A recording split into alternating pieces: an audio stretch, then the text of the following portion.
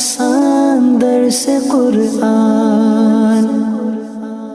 نحمده ونصلي ونسلم على رسوله الكريم اما بعد فاعوذ بالله من الشيطان الرجيم بسم الله الرحمن الرحيم تبت یدا ابی لہب وتب۔ اللہ کے نام سے شروع کرتا ہوں جو بہت ہی مہربان ہمیشہ رحم فرمانے والا۔ ٹوٹ جائیں ابو لہب کے دونوں ہاتھ اور وہ تباہ و برباد ہو گیا۔ اس سورت کا نام اللہب ہے، یعنی اللہب۔ اس میں 5 آیتیں ہیں، ایک رکوع ہے، 20 کلمات ہیں اور 77 حروف اس سورت میں ہیں۔ یہ سورت بھی مکہ مکرمہ میں نازل ہوئی اور اس کے شان نزول کے بارے میں سنیے۔ یہاں صرف اتنا عرض کرنا ہے، مفسرین فرماتے ہیں کہ قرآن کریم میں نام لے کر ابو بکر کا ذکر کیوں کیا گیا، یہ ایک سوال ہے۔ یعنی اور بھی تو کافر تھے، حالانکہ مکہ مدینے میں اور دیگر قبائل عرب میں نبی پاک صلی اللہ علیہ وسلم کے دشمنوں اور دین کے بدخواہوں کی کمی نہیں تھی، جیسے پورے قرآن میں آپ نے سنا ہے۔ ان کی اذیت رسانیاں، ذل آزاریاں اور اسلام کو بحیثیت دین ناکام کرنے کی کوشش دیگر لوگوں نے کی، لیکن جو ابو لہب تھا اس کی جو سازشیں تھیں وہ کسی سے بھی کسی طرح کم نہ تھیں۔ پھر اس کی کیا خصوصیت ہے کہ جس کے باعث اس کا نام لے کر قرآن میں اس کی مذمت بیان کی گئی، ورنہ کسی کافر کا نام اتنا نہیں لیا گیا جتنا اس کا پوری صورت اس کے بارے میں نازل کی گئی۔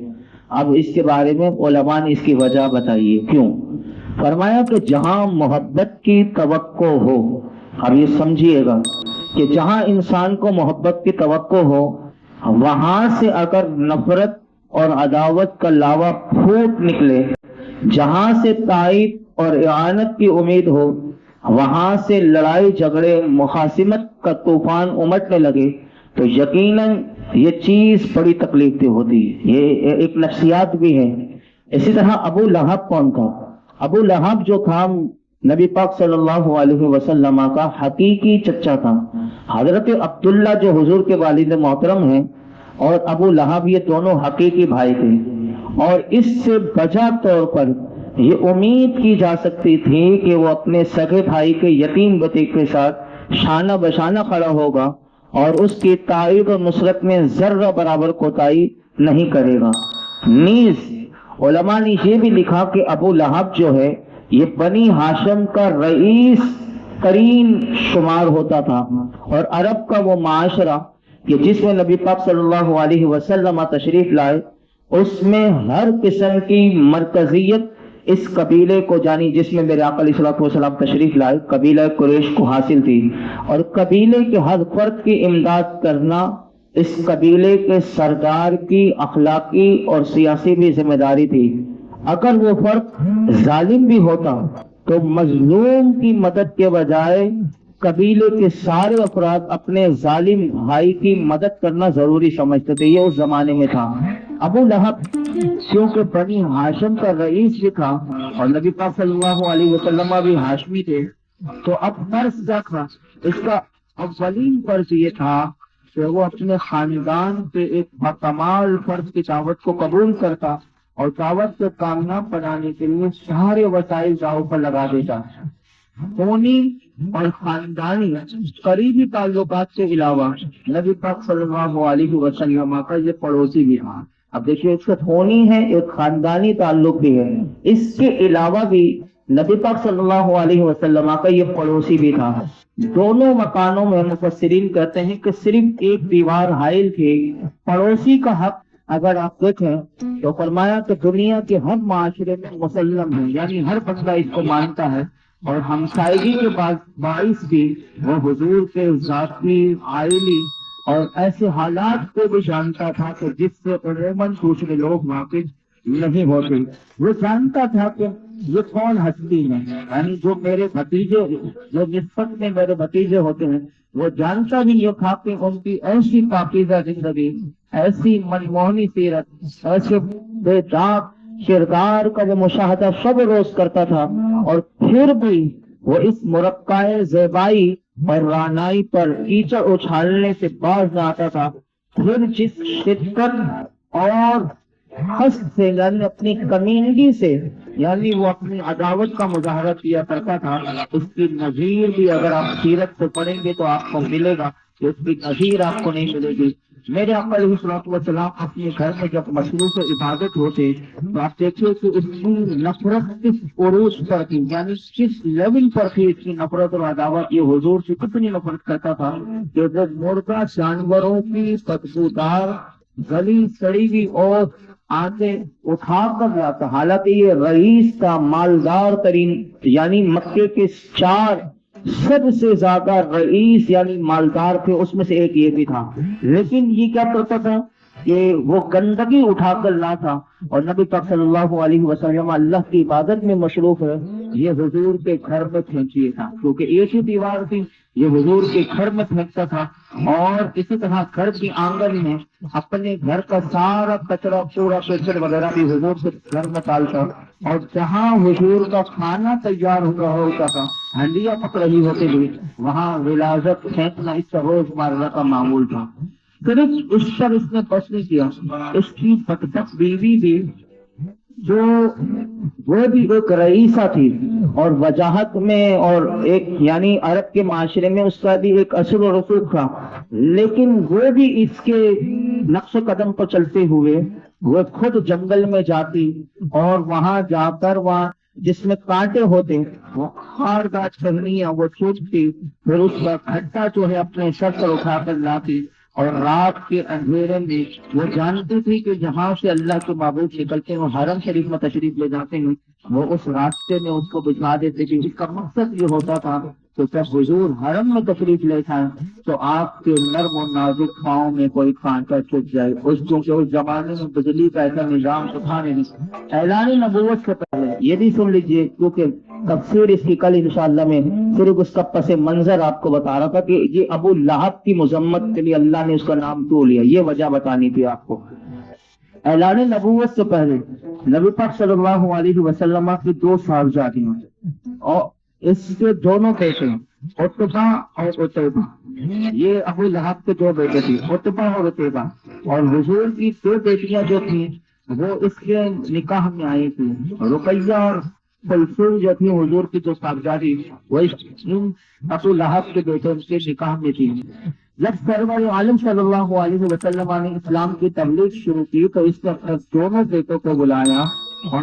بالکل واضح الفاظ میں اپنے بیٹوں سے کہنے لگا کہ اگر تم نے ان کی بیٹیوں کو طلاق نہیں دو گے تو کہنے لگا میری بول چال، لین دین، آنا جانا یہ قطعاً تم سے بن، اور تم میرا منہ بھی نہ دیکھ سکو گے۔ چنانچہ اس یہ دونوں بیٹوں نے حضور کی دونوں صاحبزادیوں کو طلاق دے دی، اور اس کا ایک بیٹا تو اپنے باپ کے نقش قدم پر چلتے ہوئے اس نے اپنے خبث باطن کا یہ مظاہرہ کیا کہ آگے سے بکواس کرنے لگا طلاق دینے کے بعد، کہنے لگا کہ وَالنَّجْمِ إِذَا ہوا کے رب سے کفر کرتا ہوں، اور اس نے اتنی بڑی گستاخی کرنے کی کوشش کی کہ نبی پاک صلی اللہ علیہ وسلم کے روح انور پر تھوکنے کی جسارت کی کہ جو لوٹ کر جو مصطفیٰ کریم کے چہرہ وضحا پر تو نہیں، اسی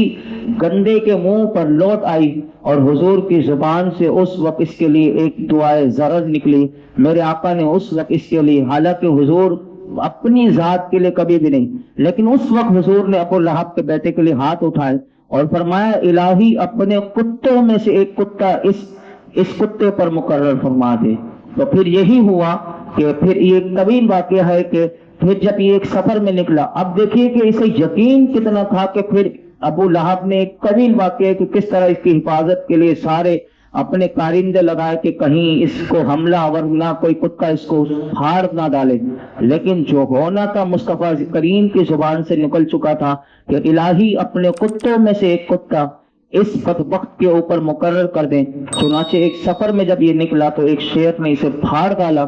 اور لیکن وہ شیر بھی کیسا مصطفیٰ کریم کا ادب کرنے والا کہ اس بدبخت کا मुफस्सिरीन कहते हैं न खून पिया न इस पलीत के गोश्त को खाया, लेकिन सिर्फ उसे चीर फाड़ कर रख दिया। इस गुस्ताख का न गोश्त को भी हाथ नहीं लगाया। इस वाक़ये की तफसील जो है पीछे भी आज कर चुका था। आखिर में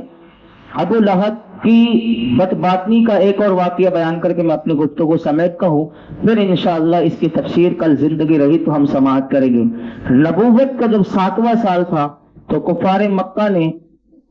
नबी पाक सल्लल्लाहु अलैहि वसल्लम के साथ और हुजूर के सारे खानदान बनी हाशम बनी मुत्तलिब के साथ मुकम्मल बाइकॉट का ऐलान किया। अगर आपने सीरत मुस्तफ़ा पढ़ी हो तो उसमें आपको पता होगा कि बनी हाशिम और बनी मुत्तलिब के वो अफराद थे कि जिन्होंने इस्लाम कबूल नहीं किया था। महज सिर्फ कबायली असबियत के बाइस शैब अबी तालिब जो हुआ था 3 साल का बाइकॉट हुजूर और हुजूर के पूरे खानदान का किया गया था, तो वहां जो था उसमें सारे खानदान के वो लोग भी जिसने इस्लाम कबूल नहीं किया था वो भी शामिल थे। लेकिन ये बदबख्त अबू लहब जो है उस वक्त भी उसने हुजूर की मुखालिफत की थी और इस बाइकॉट में कुफार मक्का का साथ दिया था, यानी उनके साथ हुजूर को तकलीफ देने में शामिल था। इसकी बहुत एक लंबी दास्तान है कि शाबित अबी तालिब में इसने हुजूर को तकलीफ देने के लिए, हुजूर के खानदान को तकलीफ देने के लिए क्या कुछ नहीं किया, कि यहाँ तक कि वो शाबे अबी तालिब अगर आप पढ़ेंगे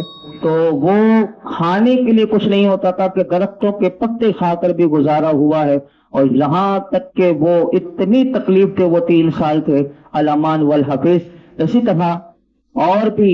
इसका जो दीन इस्लाम और रसूलुल्लाह सल्लल्लाहु अलैहि वसल्लम और इस्लाम से बुग़्ज़ और इनाद इतना शदीद था कि हर वक्त नबी पाक सल्लल्लाहु अलैहि वसल्लम की ये पीछे लगा रहता और हुजूर को झुठलाता, हुजूर की तकज़ीब करता। और हुजूर का ये मामूल था, जहां कहीं तिजारती बाजार लगते, लोगों का इज्तिमा होता, हुजूर वहां अल्लाह के दीन का पैगाम पहुंचाने के लिए जाते, ये पीछे से पहुंच जाता और जोर जोर से चिल्ला कर कहता कि अल्लाह के रसूल के बारे में ये दीवाना हो गया है, इसके करीब मत जाना, इसकी बात हरगिज़ ना सुनना वरना गुमराह हो जाओगे। अल-गर्ज़ मुफस्सिरीन कहते हैं कि इससे इस्लाम की तायद और नुसरत की जितनी तवक्कुआत थी, लेकिन इसके बरअक्स इतनी शिद्दत से ही ये इस्लाम की मुखालिफत में सरगर्म नजर आता था। अदावत और मुखालिफत में बड़ा नुमाया किरदार इसका था, इनफिरादी हैसियत का मालिक था।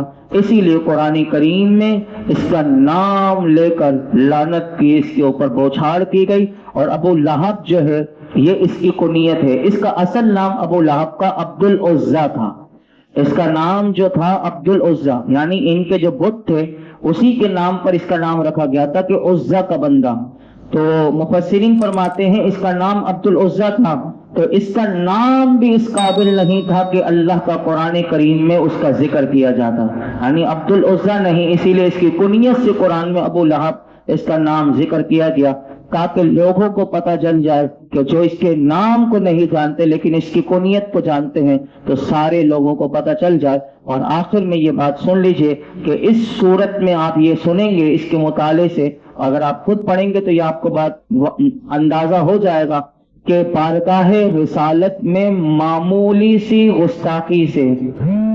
जबीन कुदरत पर किस तरह शिकन पड़ जाते थे। गज़ब खुदावंदी के शौले अगर आप देखें तो किस तरह भड़कने लगते हैं। तो नसीब ने एक उंगली का इशारा अल्लाह के रसूल की तरफ किया था, और वो क्या वाक़या था वो पहली आयत के तहत कल समाप्त करेंगे। लेकिन मेरे आका अलैहिस्सलाम को इस हरे मदीने में इसने उंगली उठाकर कहा था कि आपने हमें इसलिए यहाँ पर बुलाया है, लेकिन मेरे आका अलैहिस्सलाम ने उस वक्त और अफ़्व दरगुज़र का सबूत देते हुए आपने कुछ भी इसको जवाब नहीं दिया। लेकिन अल्लाह की गैरत खुदावंदी उस वक्त जोश में आई और फरमाया कि तब्बत यदा अबी लहब व तब, फरमाकर इस बेअदब, इस गुस्ताख और कयामत तक आने वाले हर बेअदब और गुस्ताख को साफ साफ बता दिया कि अगर तुमसे कोई ऐसा लफ्ज़ या फेल सादिर हुआ तो जिससे मेरे हबीब की शान में बेअदबी का कोई पहलू निकलता है, تو یاد رکھنا کہ اللہ کے غضب کی بجلی تمہیں برباد کر دے گی اور تمہیں جلا کر رکھ دے گی۔ عزت گساری میں فارسی میں کیا شعر کہا تھا، عجب گاہ ہے زیر آسماں عرش نازک تر، یعنی آسمان کے نیچے اس بارگاہ کا ادب اتنا زیادہ ہے، عرش سے بھی زیادہ ادب ہے۔ یہاں فرماتے ہیں نفس گم کردہ می آیت جنید وبا یزید ایجا، فرمایا یہ تو وہ دربار ہے کہ جہاں تو بڑی بڑی ہستیاں بھی اپنے آپ کو فنا کر کے اپنے آپ کو بھول کر اس بارگاہ میں آتی ہیں۔ اللہ ہمیں ادب مصطفیٰ نصیب فرمائے اور ہر قسم کی بھی ادبی سجدہ محفوظ فرمائے۔ یہ تھا اس کا پس منظر، کل اس کی تفسیر ہم سماعت کریں گے۔ اللہ رب العالمین ہمیں قرآن حکیم کے ساتھ محبت کرنے کی توفیق عطا فرمائے۔ الحمدللہ رب العالمین والصلاة والسلام على سيد الأنبياء والمرسلين وعلى آله وصحبه أجمعين۔ لقد جو کچھ نہ سنا اس میں کوئی غلطی کو تعالی و معاف فرما، اپنی بارگاہ میں قبول فرما، قرآن حکیم کا نور اور اس کا فیضان نصیب فرما۔ یا رب العالمین ہمارے تمام صغیرہ کبیرہ گناہ معاف فرما، ہماری ہمارے ماں باپ کی ساری امت مسلمہ کے پیشہ مغفرت فرما۔ یا اللہ ہم سب کو اپنے اور اپنی پیارے محبوب کی سچی محبت عطا فرما، حضور کا سچا عشق نصیب فرما، حضور کی سچی غلامی نصیب فرما۔ یا رب العالمین ہر قسم کی بے ادبی گستاخی سے ہمیں مرتے دم تک بچانا، اللہ ہماری نسلوں کو بچانا۔ یا رب العالمین ہم سب کا خاتمہ بالایمان فرما، خاتمہ بالخیر فرما۔ یا رب العالمین آج تک ہم نے جتنی دعائیں سیکھی ہم تک کریں گے جو ہماری تمام دعاؤں کو قبول فرما۔ جو جتنے حاضرین موجود ہیں جس دن میں جو مراد ہو، درس قرآن کی برکت سے اپنے محبوب کے صدقے آج شب جمعہ ہے، اللہ اپنے محبوب کے صدقے شب جمعہ کی برکت سے ہم سب کی خالی جولیوں کو دامنوں کو مرادوں کو بھر دے۔ صلی اللہ تعالی علیہ وسلم۔